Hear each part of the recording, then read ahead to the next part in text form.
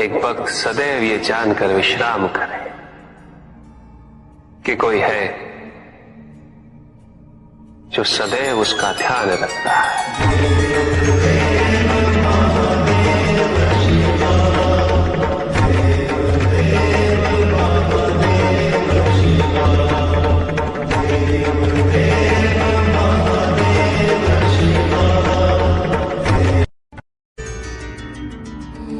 भक्त की भक्ति और उसकी श्रद्धा से प्रसन्न होगा। उसके आराध्य उसे दर्शन अवश्य देते, किंतु कब, किस रूप में और किस परिस्थिति में,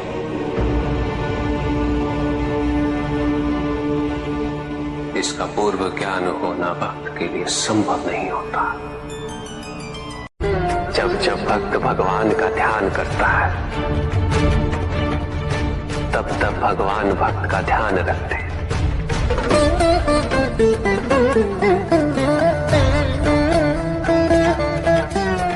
किंतु जिस क्षण भक्त भगवान का ध्यान नहीं करता,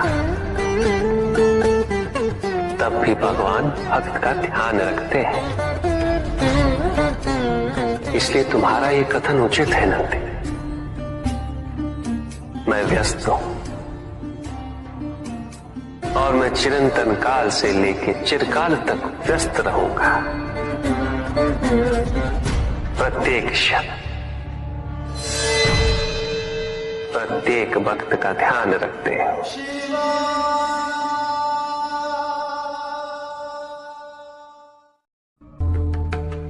जिसके कारण स्वार्थ, विनाश, क्रूरता, अशांति और भय में वृद्धि हो, वह अज्ञान है। किंतु जो व्यक्ति को उदार, निर्भीक, सहनशील और विनम्र बनाए, वही ज्ञान है। अज्ञान की शक्तियां दुरुपयोग करने हेतु प्रेरित करती हैं, किंतु जो अपनी शक्तियों और अपने सामर्थ्य के प्रति अपने उत्तरदायित्व को समझाए, जो न केवल अपने अपितु अपने से पहले संसार के उद्धार हेतु प्रोत्साहित करे, वो ज्ञान है। ज्ञान का मूल उद्देश्य ही परोपकार है, सृजन है। दूसरों की भावनाओं को समझना, उनका आदर करना, यही ज्ञान है। क्योंकि ज्ञान हमें न केवल अपने अपितु दूसरों के दुख और सुख के प्रति भी संवेदनशील बनाता है। किंतु जो दूसरों की भावनाओं का अनादर करे,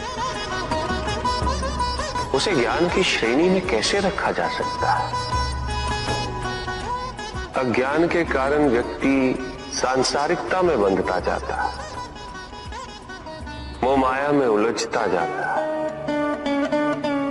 अज्ञान परम सत्य से दूर ले जाने का माध्यम है, किंतु ज्ञान व्यक्ति को परम सत्य की ओर ले जाता है। ज्ञान मुक्तिदायक है, मोक्ष का मार्ग है, और इस मुक्तिदायक ज्ञान का सर्वोच्च रूप है आत्मज्ञान। और यही ज्ञान की पूर्णता भी है कि व्यक्ति अपने को समर्पित कर दे, छोड़ दे अहंकार को, तो ब्रह्म की इच्छा ही पूर्ण होती है, और अभी भी वही फलित हो रही है। ऐसा नहीं है कि हम उससे भिन्न फलित करा लेंगे, लेकिन व्यक्ति भिन्न फलित कराने में लड़ेंगे, टूटेंगे, नष्ट हो। कुछ भी सुनने और समझने के लिए मन का मौन रहना आवश्यक है। किंतु मन मौन रहना नहीं जानता। वो तो निरंतर कुछ ना कुछ कहता रहता। प्रतिपल शब्दों का आक्रमण चलता रहता है मन पर, और यही आक्रमण है जिसके कारण व्यक्ति कभी भी शब्दों के परे नहीं जा पाता। जहां जीवन की सत्यता का बोध उसकी प्रतीक्षा कर रहा होता। कभी भी किसी व्यक्ति का विवेक, उसके संस्कार, निर्भीकता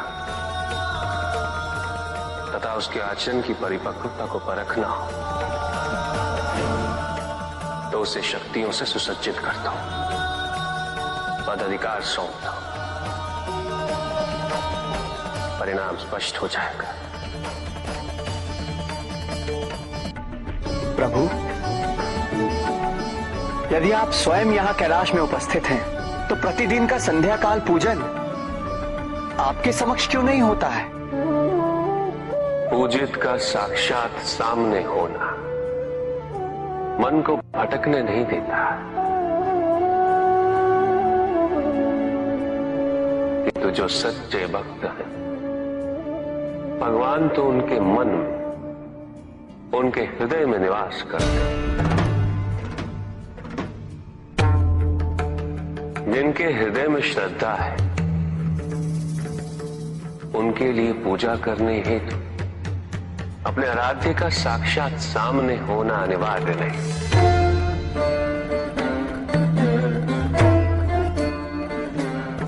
वो तो अपने मन के नेत्रों से प्रतिपल उनके दर्शन पा रहे हैं।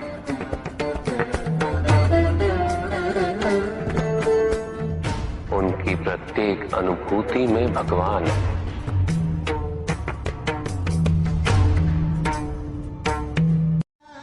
सुख आंतरिक होता है, संतोष आंतरिक होता है।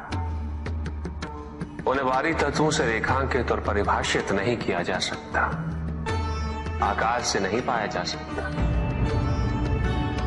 आकार के आधार पर केवल अहंकार ही उत्पन्न होता है, क्योंकि आकार से तुलना करने का संदर्भ प्राप्त हो जाता है। यदि तुम्हारा आकार छोटा है तो तुमसे भी छोटा कोई ना कोई अवश्य होगा, और यदि उसी प्रकार तुम विशाल हो तो तुमसे भी विशाल इस संसार में कोई ना कोई अवश्य होगा। इसीलिए शरीर या आकार की तुलना करना कभी भी शाश्वत सुख का आधार नहीं बन सकता। युद्ध किसी व्यक्ति से नहीं गणेश, मानसिकता से होता। युद्ध में संघर्ष अच्छाई या बुराई का नहीं होता, सभी में अच्छाई है और बुराई भी है पुत्र। युद्ध तो विचारधाराओं का होता है। व्यक्ति अपने पराक्रम पर, अपनी क्षमता पर